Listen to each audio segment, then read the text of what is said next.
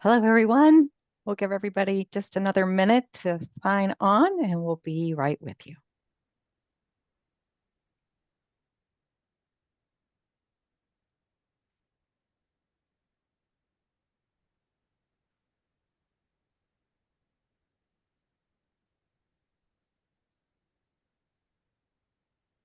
And please feel free to come on screen, right? They're allowed to do that, Amy?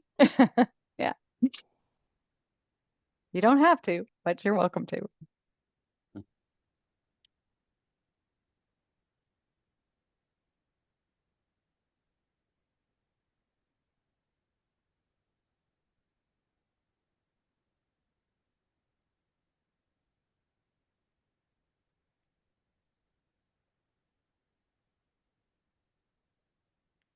Good afternoon, everybody. Hi, Laura. And Laura. Hello. Laura and Laura. Oh, I don't know why Susan, the other Laura is Susan. I don't know why I guess because I forwarded her the invite. Sorry. Oh, yes. Yeah, Susan, you're coming up as me. So Okay. Well, I would love for there to be two Laura Eberlys in the world. So and I'm Susan oh, and now Simpendorfer there's for three of me. those. So that must be Mike as the third Laura. Wait, I obviously didn't get this right.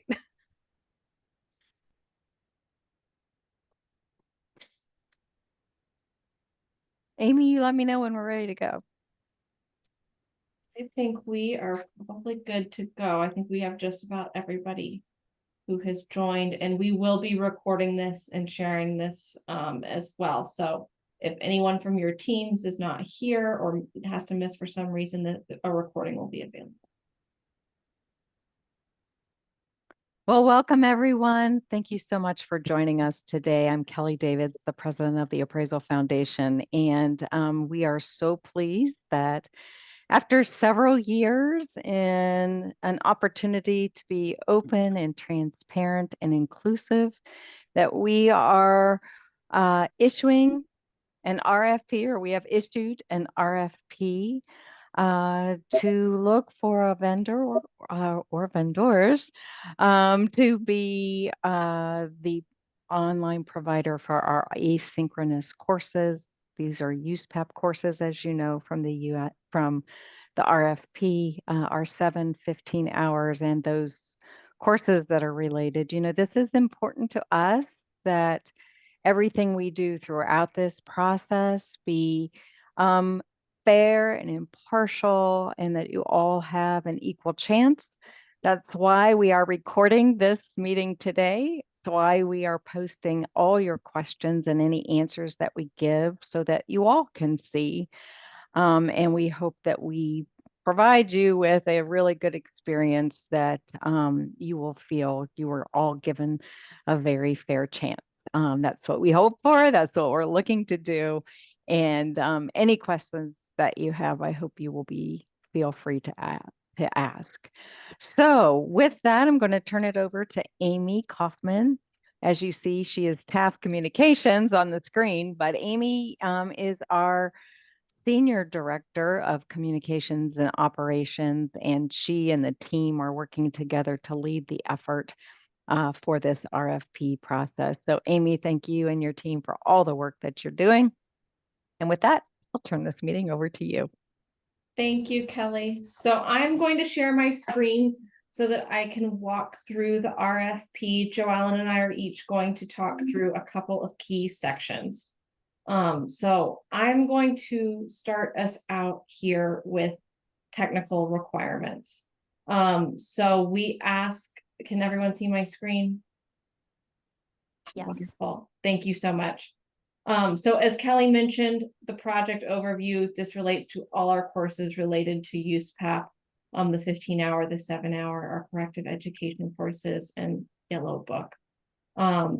For technical requirements, we ask that all organizations who are submitting proposals have an LMS that meets the requirements for asynchronous education that has been set forth by our course approval program, the CAP delivery mechanism approval, and any additional requirements mandated by states or territories. So this includes IDEC, because there are several states who do require IDEC.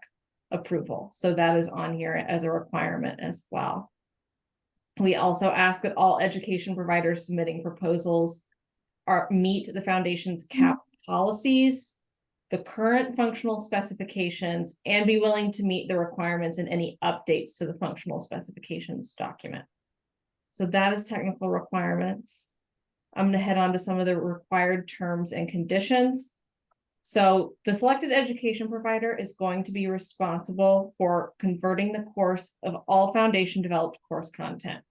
This currently consists of both a student manual and instructor notes into an asynchronous online education platform within the necessary deadlines that we've laid out in order to bring courses online for the official start of our course cycle, which is always October 1 of the preceding year. So October 1, 2025 in this case.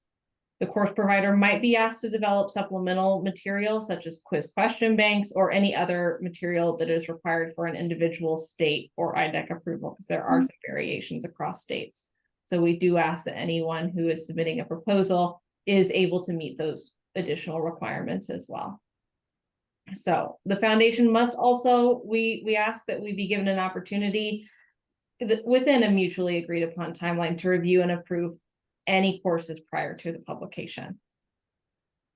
As courses are being developed, we ask that you remain in regular contact with foundation staff to provide content previews, status updates, needed edits, and address any unforeseen issues.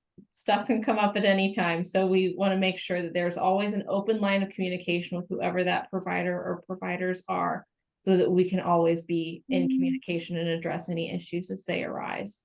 So at a minimum during course development, we would hope that this would be once a month. Once a course is released to the public, it might be more quarterly or as any issues arise. So again, that open line of communication is really important to us.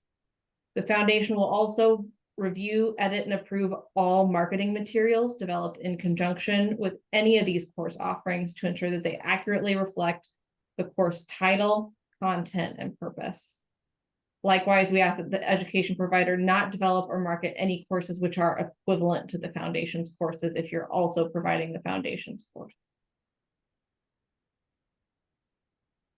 Heading down to the next page, the title of any foundation courses would be the Appraisal Foundations, and then whatever the official course name is, powered by the name of the education provider.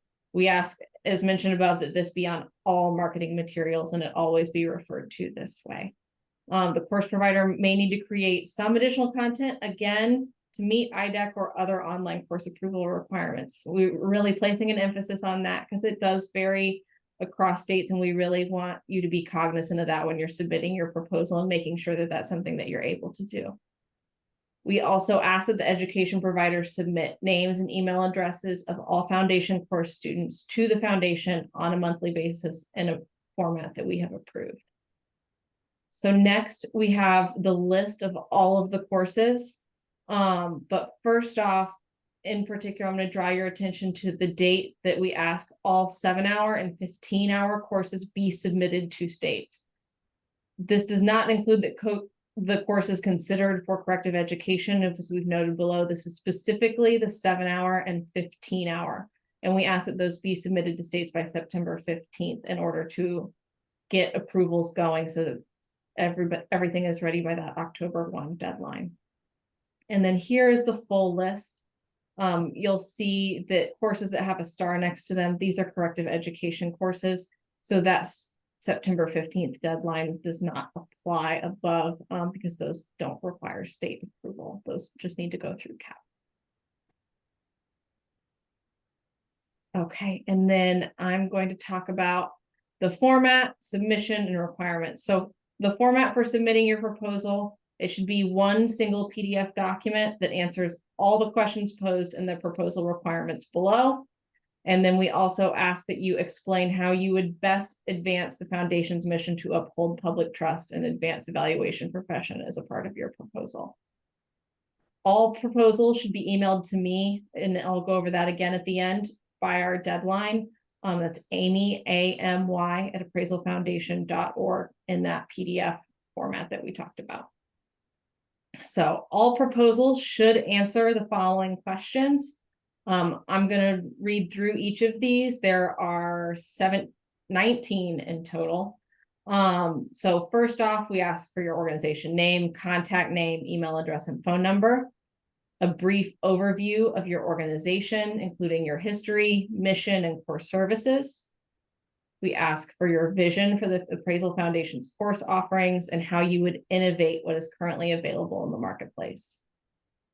How will your organization best advance the foundation's mission to uphold public trust and advance the valuation profession? We talked a little bit about that up top, but this is a really, really key thing for us. We really would like to know how your organization would intend to advance the valuation profession and uphold public trust. Does your organization accept all the required terms and conditions that we just talked through? Do you meet all the technical requirements that we discussed as well? Explain how you would develop quiz questions for check-in points throughout all courses. How will your organization work with the Appraisal Foundation boards and staff to accomplish these tasks? How will your organization differentiate or separate the foundation's courses from other courses your organization is providing to prevent confusion? Please detail any specific activities like separate websites, branding, marketing, etc. will be used. What is your current market share in the appraisal education space? How do you plan to expand your current market share? What is your proposed funding mechanism if you were selected as the education provider? How would your marketing strategy, or what would your marketing strategy be, for the Appraisal Foundation's courses? We ask that you provide your thoughts on the development of the courses as SCORM files that could be licensed to other education providers, including how you envision this process working and associated fee structures. If the foundation proceeds with development of courses as SCORM files, what do you see as the pros and cons of this idea? We'd really like to hear your thoughts on this, so please share them. Do you believe it would result in the development of greater or fewer equivalent courses, including by your own organization? We want to make sure you answer the second part of that question as well. How many years has your organization been developing asynchronous online courses? And then we ask that you provide references from clients for whom you've developed similar asynchronous courses. We want to know how you ensure security and privacy of both content and user data. We want to know what type of technical support is available to learners and administrators. And finally, what reports do you intend to provide to show the performance of the courses, and what would your proposed frequency be? So that's a lot of questions. We'll have a Q&A section here at the end if there's anything in particular you want to go through in more detail on these questions. I'm going to wrap up my portion just again by highlighting, please send this to me. Here's my email, amy@appraisalfoundation.org, in a single PDF document by October 28th before 11:59 p.m. So that is all from me. And now I'm going to turn it over to Joellen. Thanks, Amy. If you could go down, I actually want to start at the bottom where we talk about the 1 to 5 point scoring. There you go. Thank you. So we have chosen to score everything out of 5 points, including a 0 for each category above, which I'll go through. This just ensures that we can be consistent throughout, no matter what it is. And then if you go up, you'll notice that there's also a weighting applied to each section. So what this means is that each section is going to be graded on a scale of 1 to 5 by each scorer, and then that's going to be weighted depending on how heavily we believe that should influence your scoring for the application. So you can see that it's very clearly laid out. I'll go through each of them, but you'll notice that there is a lot of questions and there's only a couple sections here. So really, all of those questions are really going to be touched on in each of these sections. So the first one is comprehensive strategy for developing asynchronous, innovative courses that engage students, create a successful learning environment, and promote excellence in the appraisal foundation or appraisal profession, sorry. So for this one, you can see the weight is 4, which is the highest possible weight we have assigned here. Again, scored at 5, weight of 4. Second one is proven experience and expertise in developing high quality asynchronous education. This is important because we just want to make sure that you're able to deliver um, with the proposal. The third one is willingness to accept the appraisal foundation's required terms and conditions and meet technical requirements. That's just everything as outlined above that Amy went over. A robust and user-friendly learning management system that offers comprehensive features for course delivery, learner engagement, and administrative support. You notice that this has a weight of 2, so we're kind of getting down. So it's still important how we engage students, but less so than the actual content and how you can actually succeed in that. And then the bottom 2, ability and willingness to develop a SCORM file that could be licensed to other education providers, and the current market share and plan to expand existing market share are both one. So even if you don't have much of the current market share, answering those questions about how you would plan to expand that would be very important for this one. So that's kind of like what we're looking for when we're scoring. There will be multiple scores, and each will again use the 5-point score scale. Everything would be weighted, and the highest score would be the persons give the uh, we award the thing to. If you could go down, Amy, to the timeline.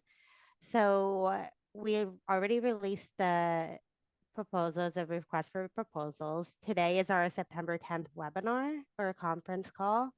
Upcoming dates are going to be that really important date, the October 28th, to make sure you get your proposals to Amy. Then we might have follow-up discussions as needed with any submit proposals November 4th through 8th.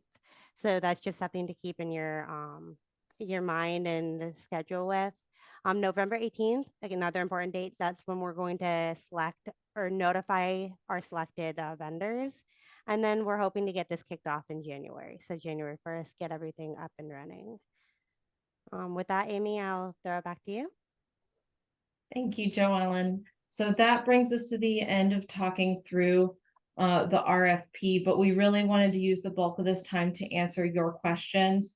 We have received several questions through the submission form that is available on our website.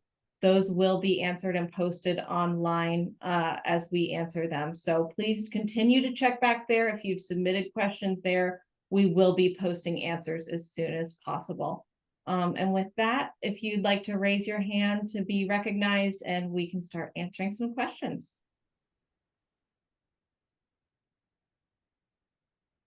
Karen.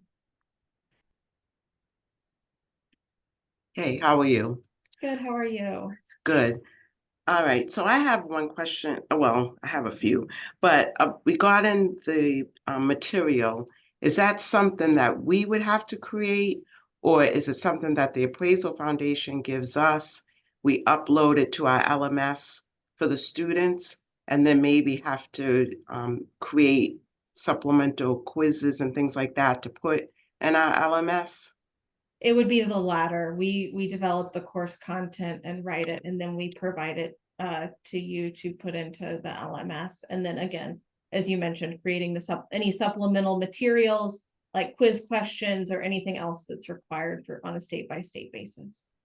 Okay, and I had one other question, because we're at a community college, and I know you said you need the students' names to be submitted, but we have what we call the FERPA law, and they would have to sign a waiver giving us permission. But what would happen if some students didn't want their names given to the Appraisal Foundation? Would that be a problem, or?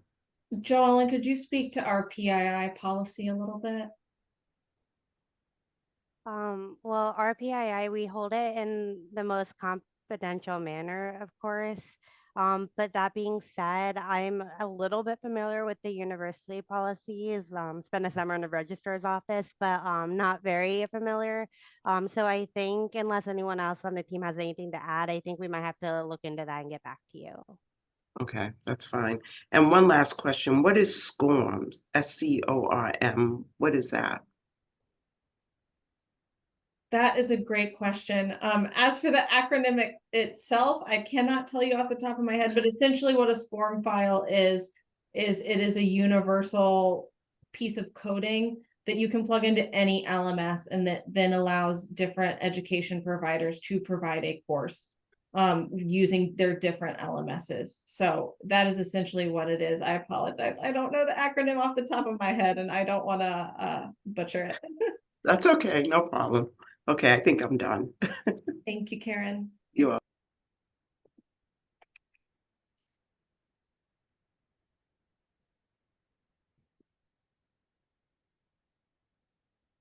Okay, Karen, you still have your hand raised. Do you have an additional question? No, I don't. I'm sorry about that. Oh, that's okay. Laura? Hello. Of course, we're going to have a few questions, but the first one I want to start with is the functional specs and the requirements. You mentioned that everybody has to be able to, the LMS has to handle the current functional specs. Is the expectation that we're going to keep those, or is the expectation that they will be allowed to grow, change, be added to, be edited? I'll throw that to Olivia. She's currently working on this project.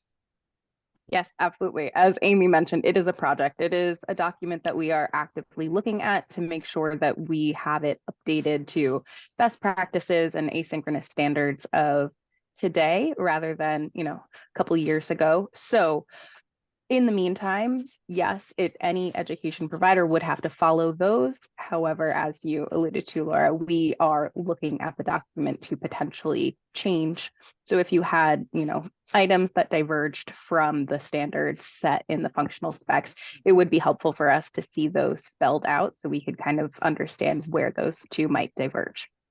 Okay, all right, perfect. I don't want to keep working down my list if there's other people, so I'll put my hand back up. Laura, I think you can go ahead and ask your next question. Okay, sorry.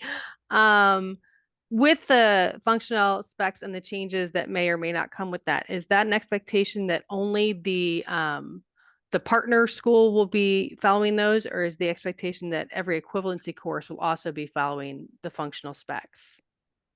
The functional specs are for anyone who is developing an asynchronous equivalent course. Okay, all right. And one more on the specs, and then I'll leave those alone for a bit. I just want to clarify that the functional specs are only for the 7-hour and 15-hour online use PAP. It's not for any of the corrective ed, because currently they don't abide by that. I just want to make sure that that's not an expectation. Correct. So Okay. any other courses that are in that list on the RFP do have to meet the guidelines set by the CAP policies. Okay. But yes, only the 7 and 15-hour use PAP courses are those functional specs. Okay, thank you very much. Karen? So regarding the technical requirements, how can I find out what the delivery mechanism, because I'm hovering over, but it's not letting me click to go anywhere for the CAP?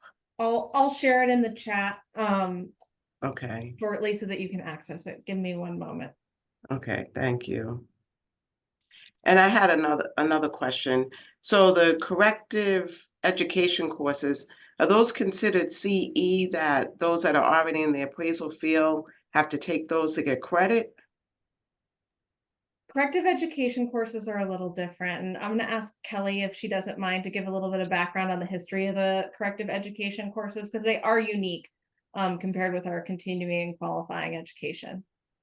Thanks, Amy. Yes, corrective education were developed in conjunction with the state regulators who were looking for specific courses and deep dives in some topics that they couldn't find in the marketplace. So we created those courses for them. They're just 4-hour online courses. They do not count for CE.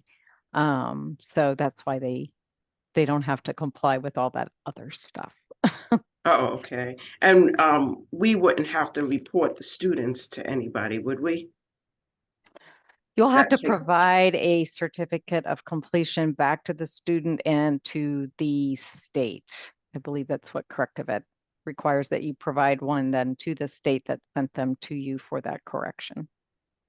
Okay, so we'd have to provide a certificate and report and send that information to the state, you're saying? Correct. Okay. And then there's always reports back to us with any fees, associated fees paid for our courses. So, but those are not by individual, more in the aggregate. Okay, so regarding the fees then, as an educational provider, because I know we have 2 classes that we offer, but we have it set up that the tuition is paid to the college. How, I mean, if we have these classes, the students would take it, but are they registering with the Appraisal Foundation or are they registering with the EP? Amy, are you taking these? Yeah, I can take that. So they would register through the education provider through their typically online portal to sign up to take the asynchronous courses. But then there are reporting requirements, as Kelly mentioned, where anybody that then registered would need to report that to us as part of the fee structure. Okay, all right. Thank you. I think I'm done. Anybody else? Laura? Since the fee structure was brought up, is the financial plan, are there any big changes for what the fee structure financial plan going into the next cycle? Has that been decided yet, or? So we're asking you to propose, that's one of the questions that is asked in the proposal. We're actually asking you to propose to us what you think makes the most sense in terms of a fee structure. So we'd like to hear from you, your thoughts on it and what you think makes the most sense. We're open to ideas. I'm sorry, I thought that was just for the SCORM part of it. So, okay, thank you. Yeah, no, that is for all of it. So thank you. That's a great question. And I did drop the link to the delivery mechanism approval in the chat for your reference as well. David? Hi, I just wanted some more information around, since we touched on the SCORM and the licensing to other providers and what that looks like. If I'm a provider, how does that work with licensing to other providers? So again, this is something that we're still thinking through. It's why we asked for you to share what you believe the pros and cons would be. We'd like you to propose what you think that should look like. So that's one of the things that we're exploring. We haven't made any decisions, but we'd like to hear from you. What would your proposed structure be for that? Okay, thank you.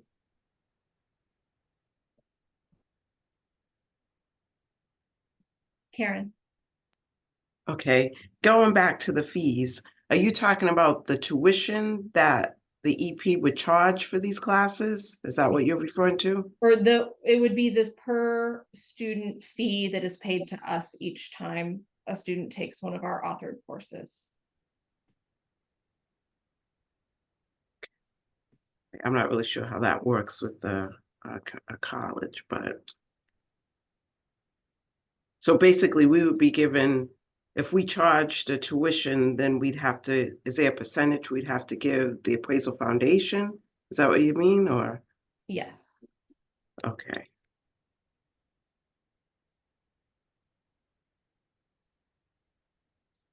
Okay, thank you. Thank you.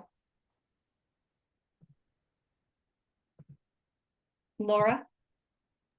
Last one I've written down, honest. You're okay.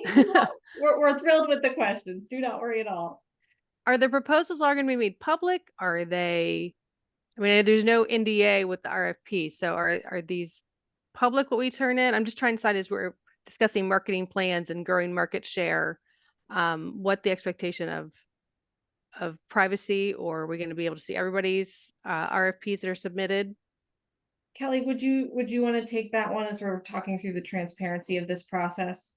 Yeah, we do want to be open and transparent. I believe that, and that's a good question. We're going to have to get you a more full answer on that, Laura. But we will most likely, unless I'm not thinking of a reason right now, keep your individual presentations or your individual proposals confidential, but the summary scoring will probably be made public.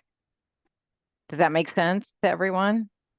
I do need to double check with our legal team to make certain that I don't want to give away any of your trade secrets, but also we do need to be open and transparent.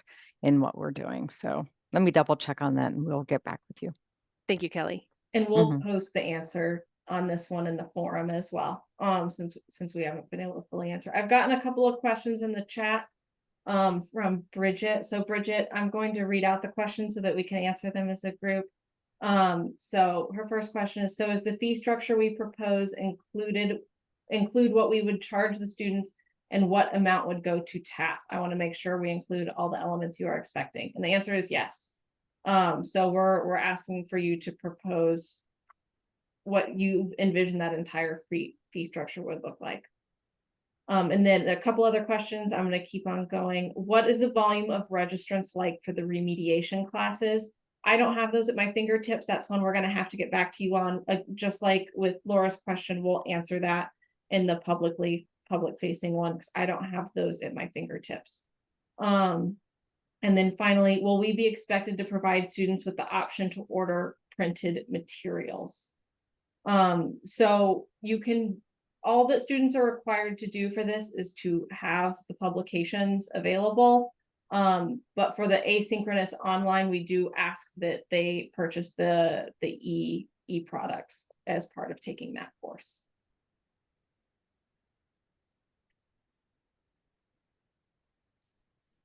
Any other questions that we have not gotten to? You guys have asked some fabulous questions. We really appreciate all of the thought that you all have put into this already. Okay, I'm not seeing any more hands. Oh, one more from Bridget in the chat. What timeline is TAF expecting for course review? Olivia, would you want to talk a little bit about the course approval program and kind of what that timeline looks like for me, please? Yeah, absolutely. So for courses, and this does not include the corrective education courses, just to be clear. So our course approval program has a 30-day preliminary review. So that sits with the first reviewer. We then have an additional 2 weeks for a quality control reviewer to review a course. And then the AQB votes. So somewhere around 45 days is the typical course approval turnaround time.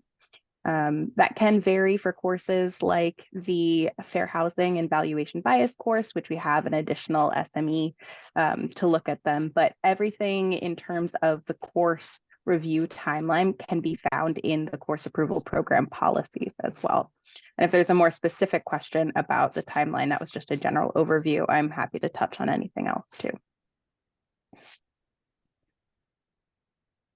Thank you, Olivia. And Joellen put a great reminder in the chat. You can submit questions at any time. So if you come up with a question that we don't answer today, later, you're like, oh, shoot, I should have asked that. Don't worry, you can still submit it. We will be posting all of these publicly on an ongoing basis. So please also just feel free to check back if you'd like to see what's been asked and answered. Please use that as a resource throughout this process. Does anyone have any more questions? Okay, with that, thank you so much. We so appreciate you all taking time out of your day to do this, asking us such wonderful questions.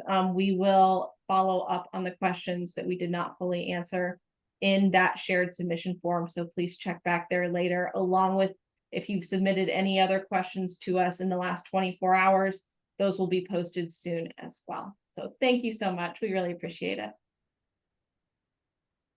Thank you. Thank you. Thank you.